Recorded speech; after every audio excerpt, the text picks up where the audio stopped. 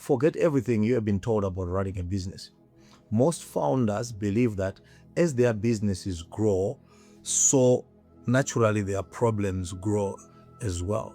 So they find themselves in a situation whereby they've got more customers, more employees, they've got more work coming in, they have more stress, more emails, and certainly more chaos.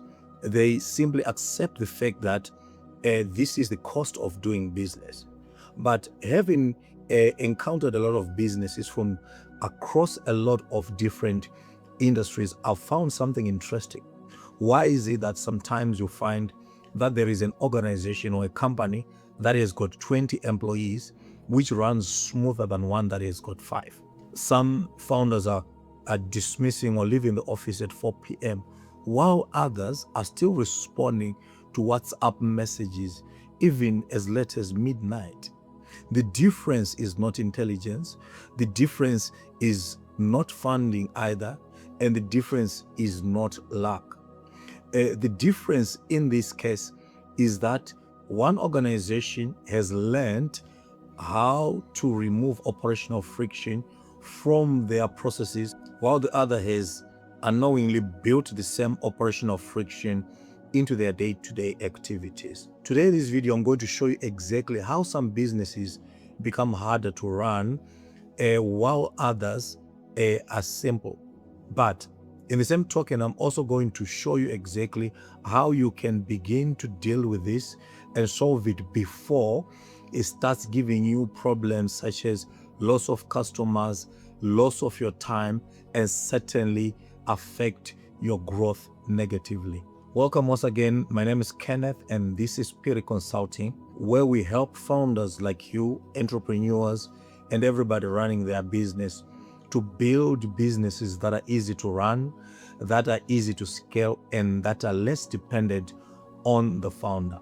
If you're new here, please consider subscription to the channel. We gladly appreciate all the efforts that you're making to help us grow. Most founders measure growth using revenue. But while your revenue is growing, your business is also growing in another direction, and that is complexity. Meaning that as you grow your business, you have more customers, you have more work coming in, you're dealing with a whole lot of other stuff, everything, it keeps on piling. Now, the difference maker here is that complexity on its own is not a problem, but unmanaged complexity is what a lot of businesses find to be very problematic. What it basically means is that every time you decide to solve a problem using or by adding another manual method of solving the problem, instead of building a system that will solve that particular issue when it reoccurs, what you have done is that you have borrowed time from your future.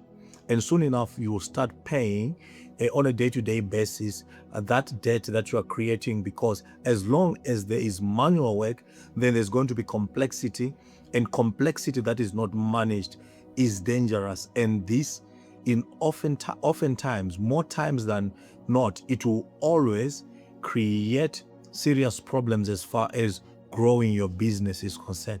So the issue then is not complexity, but unmanaged complexity. Okay, the question then can be asked is that why do businesses feel heavy? Okay, imagine pushing a shopping trolley. When it's empty, it's easy, effortless. However, add 10 cement bags on that particular trolley. It's still the same trolley, same wheels, but the amount of effort that is now needed is different. Now, this is exactly what happens in a business. This means that operational friction is that additional weight that comes on top of your business that makes your business a little bit more difficult to move forward. So here we're talking about things such as searching for files, repeated questions, duplicate work, and poor handovers. None of these are dramatic, but together they make progress exhausting.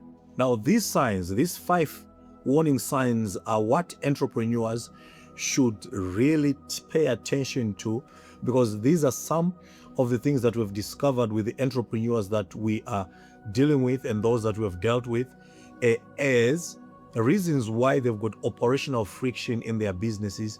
And if as I'm going through this list and you find that you've got one, two, or more of these, please understand that there is to some extent some operational friction in your business. Now, these 5 warning signs are: 1, everything depends on the founder; 2, team members constantly ask the same questions; 3, nobody knows the latest version of a document; and 4, customers wait because internal decisions are slow; and 5, simple tasks take much longer than they should.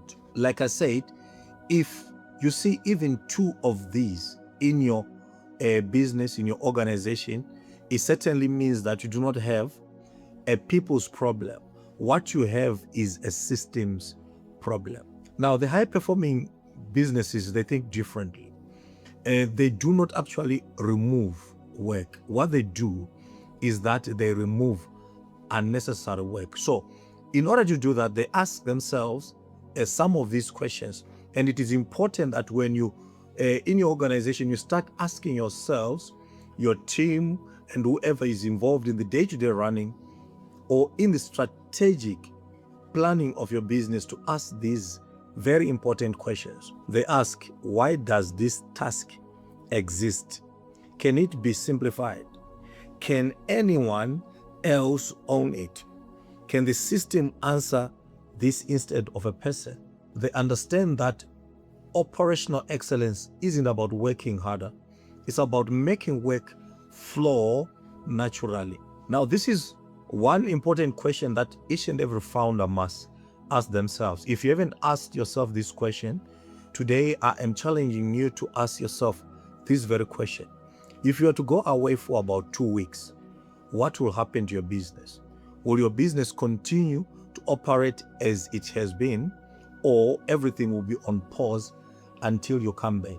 Now, an honest answer to this very question exposes you, or exposes the fact that there are some operational bottlenecks, or there are some issues in your business as far as systems are concerned, meaning that you have not really built a business. What you have built is a job that has got employees. So you're still working, but you've got employees helping you, or a team helping you in your work. You are just at another job. This is not really a business.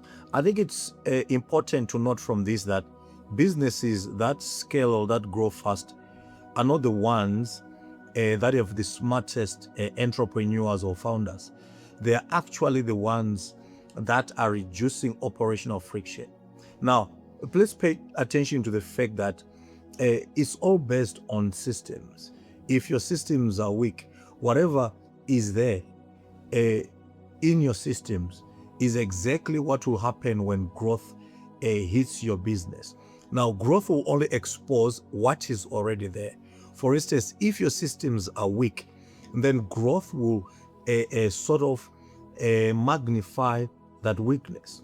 But if your systems are strong, then growth will become easy for you and your organization. In the next few weeks, we'll be building operational systems workbook for SMEs. So I invite you to join in. And in these, we're going to be looking at quite a number of things. So be on the lookout of those things. I'll just mention a few here. Some of the things that we're going to be dealing with in the next few weeks in visibility, process design, revenue leaks, AI, automation, and building businesses that grow without becoming overwhelming. If that sounds like the kind of business that you want to build, please do subscribe to the channel so that you do not miss all this content and all this training that we'll be bringing your way.